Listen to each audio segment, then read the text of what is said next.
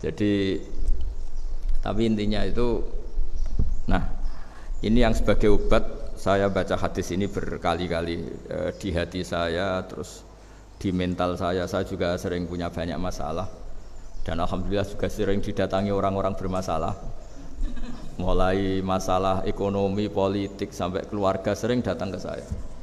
Termasuk orang-orang yang mau cerai itu adalah konsultasinya sama saya. Itu sering tak beginikan, kamu kalau cerai itu duda, tapi kalau tetap kawin namanya punya istri. Keren mana dimarahin istri sama duda? Keren punya istri saja, sudah gak usah cerai. Anggap saja harganya itu ya dimarahin itu. Ini saya bacakan hadis yang insya Allah jadi obat semua kita yang punya banyak masalah. Ini di Ibnu Majah halamannya 631. Kalau nomor hadisnya ini karena ada Gus Sidik, ribet tukang protes ini. 4321. Nanti dicari di kitab umum. 4321 nomor hadisnya. Bismillahirrahmanirrahim. Yu'ta yaumal qiyamati bi an'ami ahli dunya minal kuffar fayuqalu ikhmisu fin nari khamsah fayuhmasu fiha. Suma yuqalu lahu ay fulan hal asobaka naimun qattu fayaqulullah ma asobani naimun qattu. Jadi ada orang yang ternikmat di dunia, bi an'ami ahli dunya. An'am itu wazannya afdol. Orang ternikmat zaman hidup di dunia. Ya, mungkin istrinya banyak, cantik, seneng semua. Pokoknya semuanya kelas A. Kemudian setelah di akhirat dimasukkan neraka sedikit sama Allah. Terus ditanya sama Allah, kamu di dunia pernah dapat nikmat enggak? Terus dia menjawab, Allah, saya tidak pernah mendapat nikmat, dibanding akhirnya harus masuk neraka selamanya. Terus ini kebalikan, wa yu'ta bi asyaddil mu'minina durran wa balaan. Didatangkan orang yang di dunia ini bawaannya hanya ada problem, entah problem fisik, entah problem ekonomi, entah keluarga, pokoknya enggak seneng lah, pokoknya sial terus nasibnya.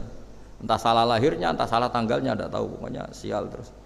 Fayuqalu ikhmisuhu khamsatan fil jannah. Kemudian orang ini sama Allah diganjar masuk surga.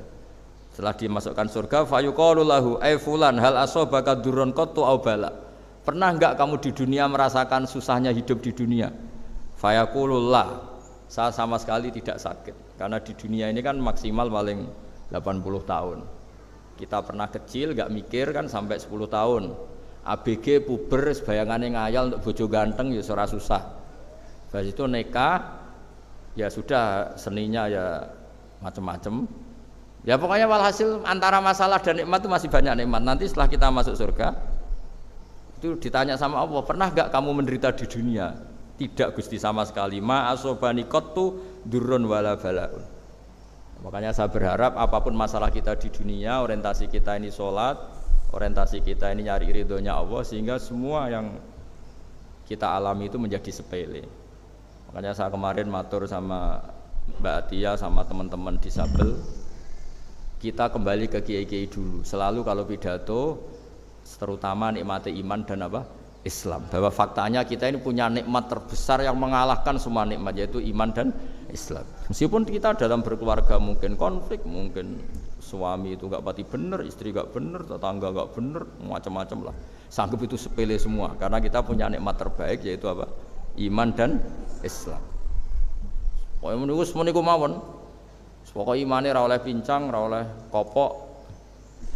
Kok iman ini yang benar, iman itu ini hadis favorit saya ketika saya punya banyak masalah atau dimintai konsultasi oleh orang-orang yang banyak masalah. Itu nanti orang-orang yang paling nikmat di dunia ketika ditanya, karena faktanya nanti masuk neraka, bilang nggak pernah mendapat nikmat. Sebaliknya orang yang paling sial di dunia ketika akhirnya masuk surga nganggep semuanya itu tidak ada masalah.